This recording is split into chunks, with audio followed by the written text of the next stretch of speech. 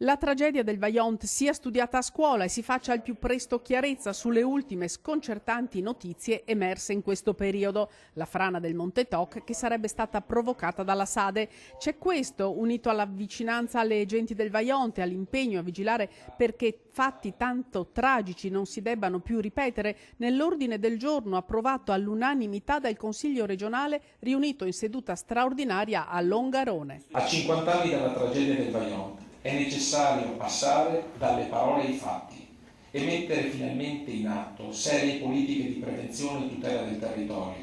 Ecco dunque la vera sfida, la vera commemorazione del Vajont e delle sue 1910 vittime innocenti.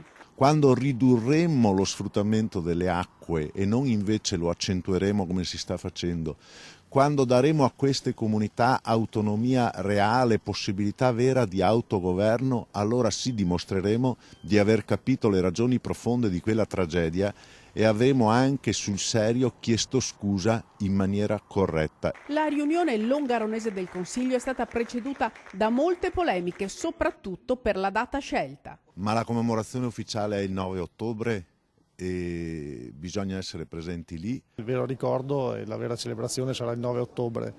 Sul Consiglio di oggi positivo come gesto, ma stendiamo un velo pietoso sull'organizzazione e sul risultato. La risposta del Presidente del Consiglio regionale. Mercoledì ci sono altre istituzioni importanti che vengono qui a Longarone. Volevamo anche come Consiglio regionale esprimere con la venuta al cimitero, con la presenza massiccia dei consiglieri, esprimere la nostra vicinanza a questi luoghi. I consiglieri infatti dopo la riunione in municipio hanno visitato il cimitero delle vittime a Fortogna dove hanno deposto una corona d'alloro. Fortogna, una lunga sequenza di pietre bianche a ricordare le vittime di quella terribile notte.